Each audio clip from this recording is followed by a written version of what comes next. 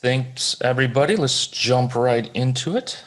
Today is episode 13 in Let's Talk Recruiting, and we're going to do a little bit something different than what we've been doing. We've been doing sort of roundtable discussions mostly, but today we're going to have Reggie Pendleton out of Roblox in the Bay Area.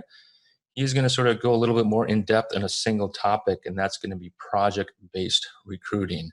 So Reggie is going to sort of lead the discussion, but any of the audience members, please add any comments or questions that you might have in the chat area.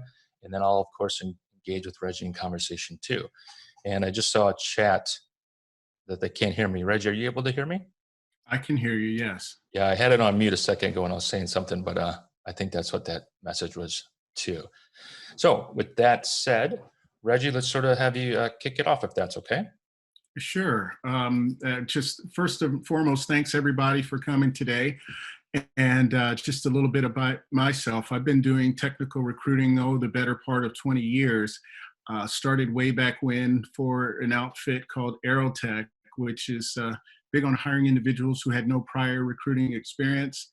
And from there, my career has kind of steadily progressed. I've did a mix of both contract recruiting as well as working in a corporate environment for larger branded companies as well as smaller startups, and was actually doing some contracting when was approached by a company in a startup phase called Roblox, which is where I'm at now.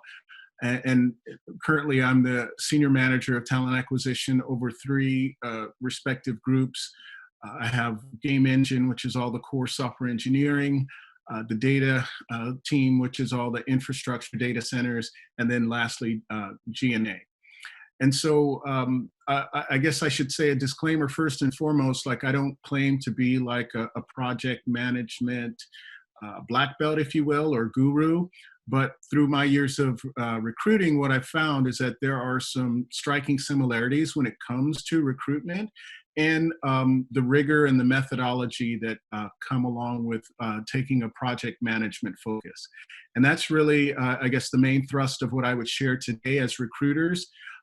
First and foremost, like to align clients as well as candidates with this whole process of how to be an effective recruiter. It really requires a project management focus, which first and foremost requires a couple of things. Number one, it just necessitates having a strategic outlook. And, early on in my recruitment career, it was explained to me, and any success that I've had is a direct reflection of understanding that you really do need to have a plan and a strategy when it comes to recruiting, or else you're flying blind.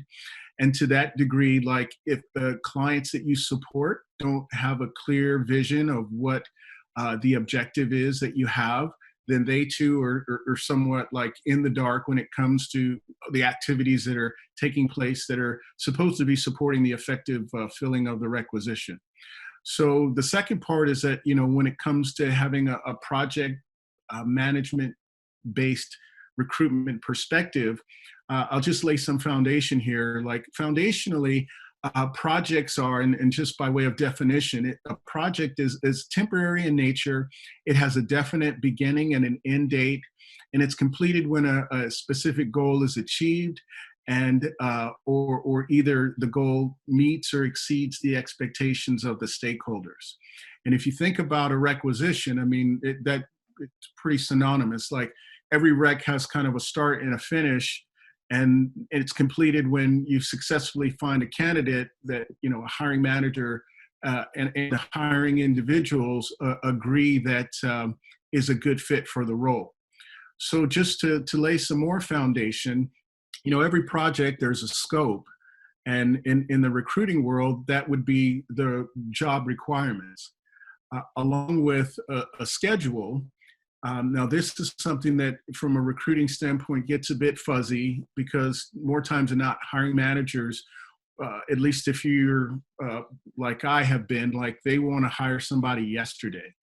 And I should also say that, the lion's share of all the recruiting that I've done, 80% has been technical, whereas, the other 20%, all the other different functional areas that are in a corporation: marketing, sales, finance, legal. So when we talk about technical recruiting, like the demand has always far exceeded the supply. And when we talk about hiring managers' expectations when it comes to a schedule, we realize if we're going to be effective as recruiters that we need to set some expectations, and we need to really calibrate their expectations to what's realistic. And if you talk about like how quickly any given technical role can be filled, the challenge then becomes what is a realistic expectation when it comes to the hiring managers. So scheduling is a big part.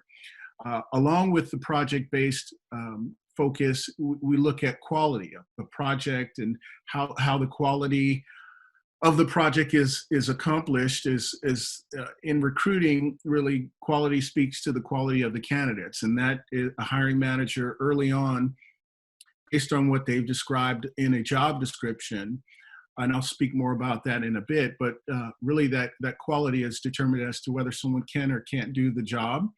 If you look at a project, it also has resources, and in the recruiting world, those resources are represented by just the sources that any recruiter or sourcer would use. And then there's also the customer satisfaction piece, or the stakeholder satisfaction, which in our world is both, the candidates that we're having interactions with, as well as the clients, and their satisfaction with the process. So from a pure project management perspective, projects follow a pretty sequential method where there's the initiation, there's planning, there's execution, there's monitoring, there's controlling, and then there's closing. And you could really look at those steps in recruiting and look and see in a similar fashion. And so I'm just going to touch on very briefly the things that I've outlined here from the recruitment standpoint, and kind of share a little bit of what I've observed as some pitfalls, and then certainly want to open it up if there are specific questions. When we talk about scope, and that really is the job description, I think first and foremost, where things fall apart more that I've seen in my career than anywhere else is having a hiring manager that isn't crystal clear on what are the core competencies required to do a job. More times than not, you'll have a hiring manager that has this long list of all the things that they would love to see a candidate have, and whether or not those things are really relevant and required for a person to be successful is anyone's guess. And so part of the challenge when we take a project-based approach to recruitment is really distilling down with the hiring manager to what are the three, and I typically say the three most important, both technical and non-technical requirements of the job. And once those have been defined, in theory, when it comes to whether or not, and when you go through the assessment process, as you're screening the candidates, if they check those three boxes, and then that's really the foundation of whether or not a person can legitimately do the job. And the second part is in the scheduling of just setting these realistic expectations. And my approach has always been to under-promise and over-deliver. And one of the tools that has helped is when you talk about LinkedIn Corporate Recruiter, they have, it's an insights tab, and it's basically provides us, if you're putting in certain criteria in a search, how many people are actually out there, like on the LinkedIn platform, that can do the job that a hiring manager is asking for a recruiter to find. And one of the things that I'll typically do is sit down with the hiring manager in the process. And, when they've got that long laundry list of all the skills and all the keywords that they'd like to have a candidate have, I just kind of in a shared kind of format, plug in all that information, and then see, running the insights function, see how many people are actually available in the United States that can do that job. And I've had some sessions with hiring managers where, literally when you go to the Bay Area, once they put everything in their wish list, there's 75 people that can do the job. And of those 75, there's like 5 that have stated that they're open to new opportunities. So if anything, it gives the hiring managers a new perspective on like what is realistic when it comes to the people that are potentially out there. But then the second thing it does is it definitely presents you as the recruiter as somebody who's thoughtful and taking a very strategic approach when it comes to the requisition itself. The second, or I said, the next thing I would share would be like candidate quality. And this gets back to once you define like what those core competencies are, it becomes very objective whether or not a candidate can do the job. And I think as recruiters, we could all agree that's really the biggest challenge, is to try to eliminate the subjective part of what we do. Because all things being equal, if you have 2 or 3 candidates, and let's say they all at a baseline can check the boxes of what's required, then it really does become very much a subjective question of whether or not candidate A is a better fit than candidate B. And the subjective parts of, how well the person presents and, whether the hiring manager feels it and the interview team feel they're a strong cultural fit. I mean, those are the subjective pieces of the equation that are more difficult to quantify. So that's where, as a recruiter, if you're setting the baseline with, the core competencies that have been defined by the manager as what's been required, as we are doing our initial assessment call with the candidates and validating that this person has those skills, it certainly goes a long way to eliminate the subjectivity around finding good candidates. Hey, Reggie? Now, when it comes to resources, there's a lot of them out there. And honestly, like when I started recruiting, there was no LinkedIn. Basically, there was Dice and there was Monster. There was a job board called Hot Jobs. And on top of that, there wasn't no, our networking and our ability to be able to source candidates, by and large, was really about building your network. And it was picking up the phone on the agency side. It was developing relationships with individuals and really building on that.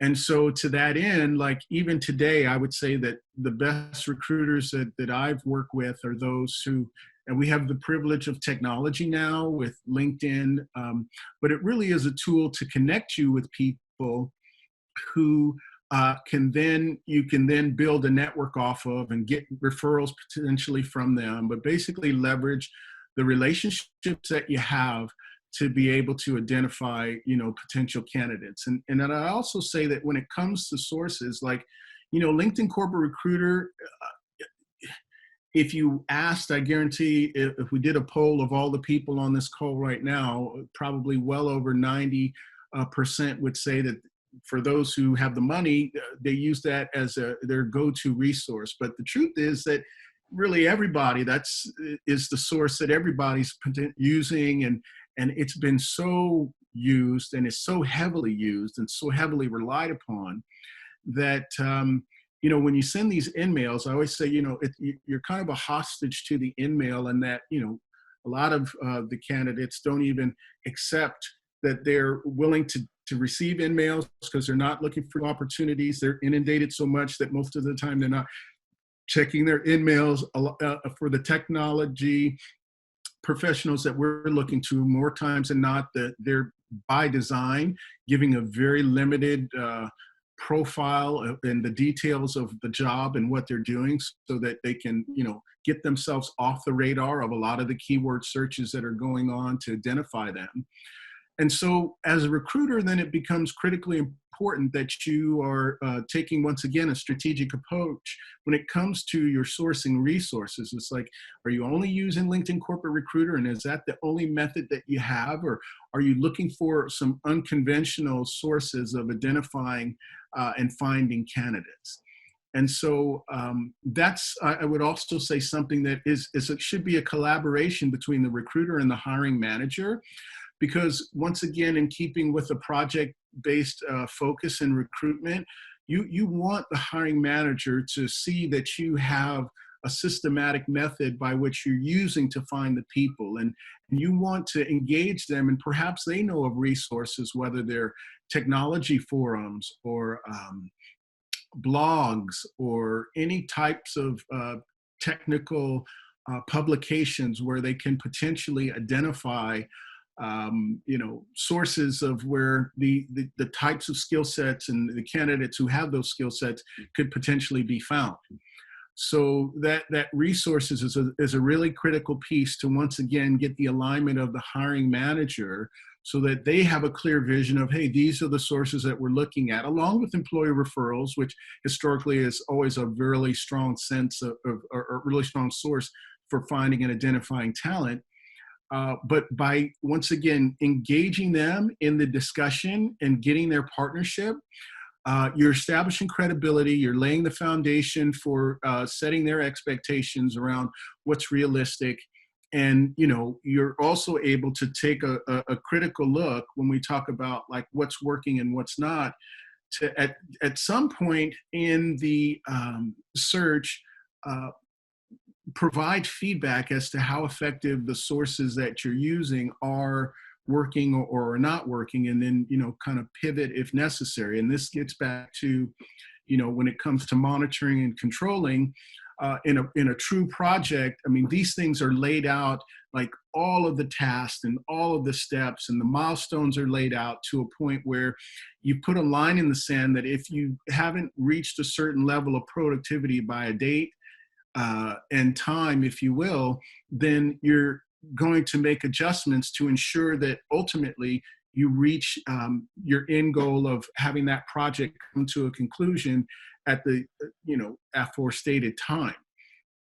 In the same way, from a recruiting standpoint, it really comes back to more of the candidate flow and the quality of candidates. And once you check the box of the quality of the candidates, it really is about seeing if in fact the problem or if the challenge, which in many times, and as we look at project-based recruiting, I should say there's another aspect of really identifying where the challenges are in the completion of the project. There's a lot of hiring managers who look to recruiting and say, well, I'm not getting the quality of candidates I'm looking for, or I'm not getting enough candidates, or I need to see more candidates. And I think we've all heard that, but really, if you're taking a critical look at the whole process of recruitment, then it doesn't just start and end with the quantity and quality of candidates. You have to take a critical look at the manager that you're supporting, and do they really have a clear understanding of the qualifications of the person that they're looking for. You have to take a look at the interview team, and are these what we call trusted interviewers, and has the hiring manager defined what the core competencies are and assigned specific focus areas for the interviewers so that they're not being subjective, but very objective in their assessment of, can this candidate do what has already been validated in the initial screening based on the experiences that they have. And then there's, obviously the offer and the close, and is the offer competitive and compelling? I mean, there's a number of places that if you look at the recruiting cycle where there can be, a breakdown or a gap.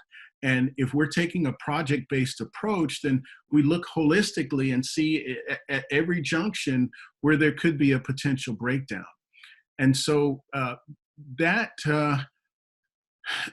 in the broad strokes is, in my assessment, how I would define in some ways of looking at, recruiting from a project-based perspective. And, I've shared a lot. And so at this point, I would certainly open it up to answer any specific questions that anyone would have on what I've shared so far.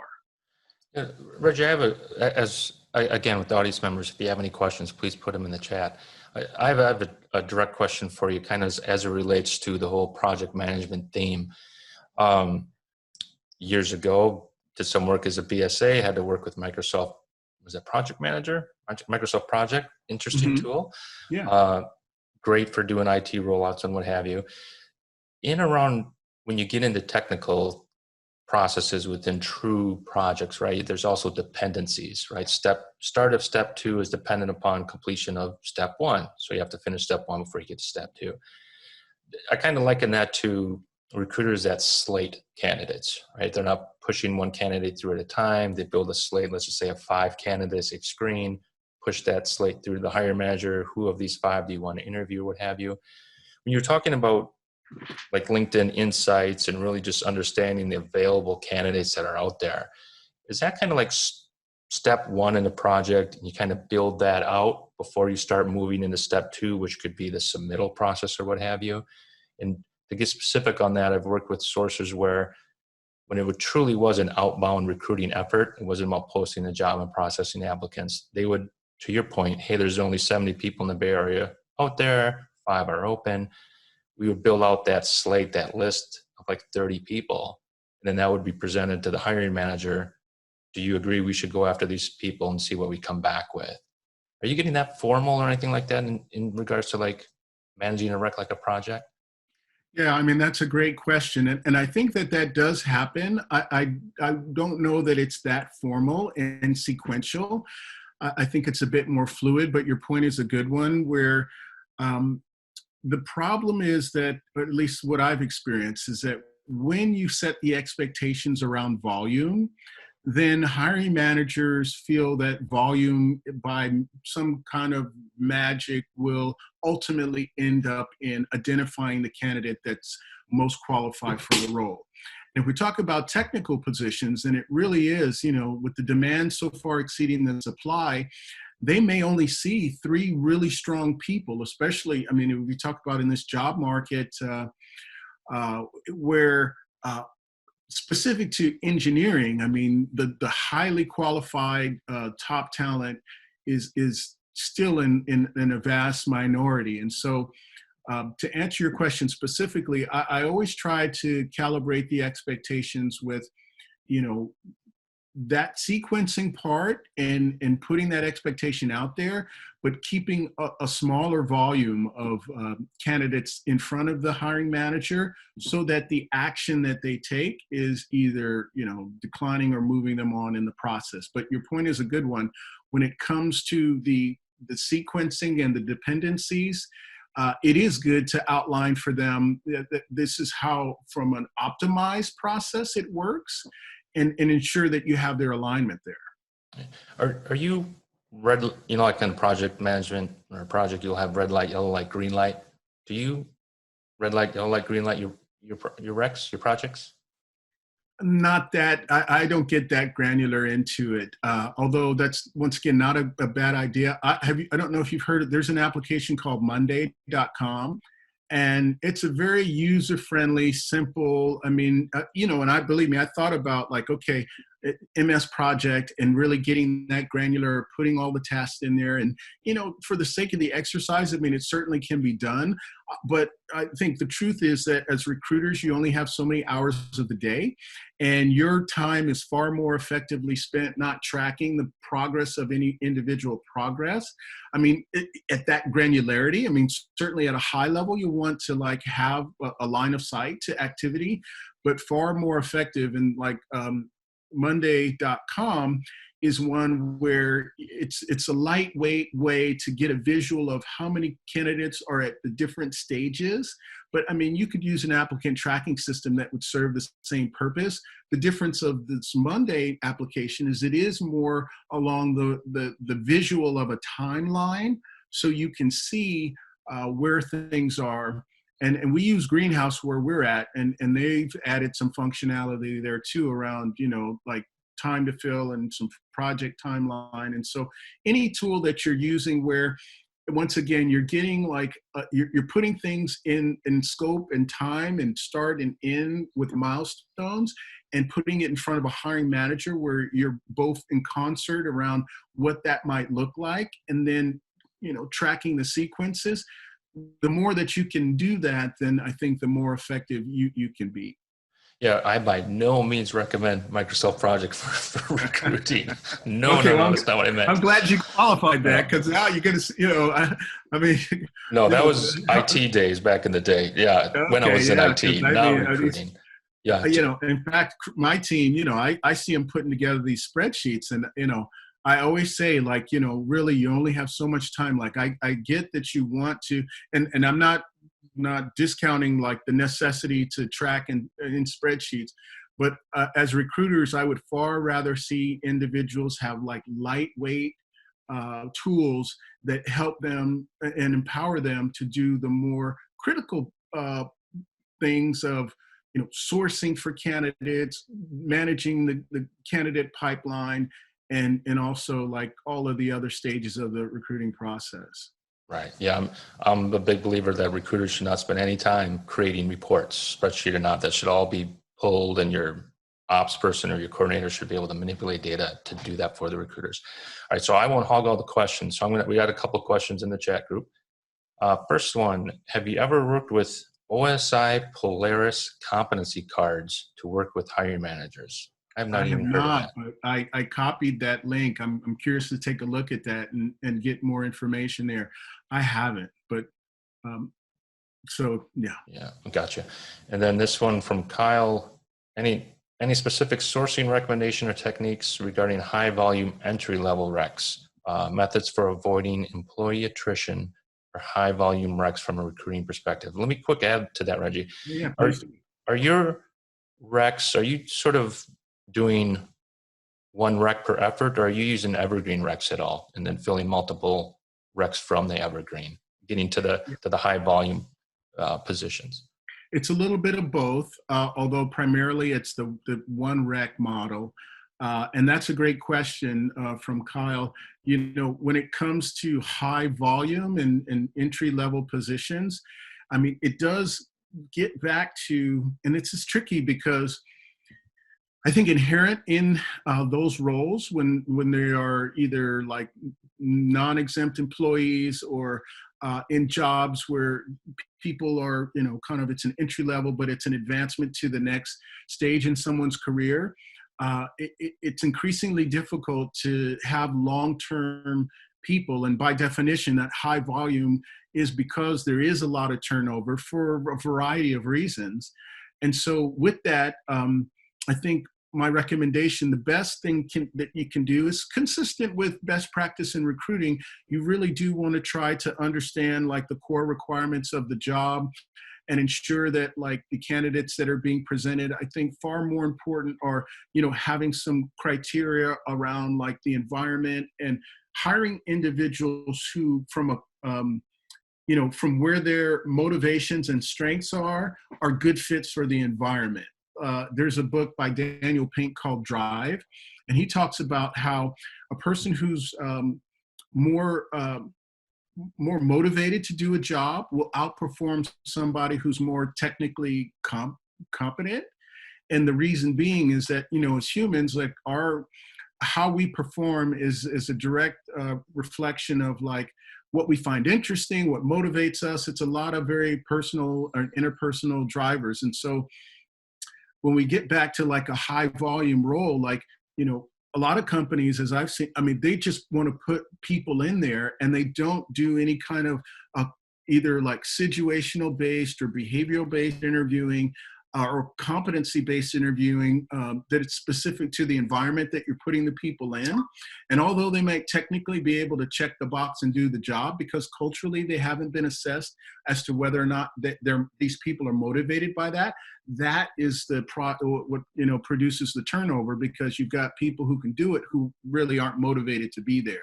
So hopefully that answers your question when it comes to really kind of focus some behavioral-based interviewing specific to the environment that you're hiring these high-volume people in. I would add to that from the recruiting perspective, and this goes back again, if you have the time, that 30-day follow-up post-start, right, from a recruiter just to send an email, or if you're in that same facility to walk by and do a sort of a walk-by touch with somebody at that 30 days.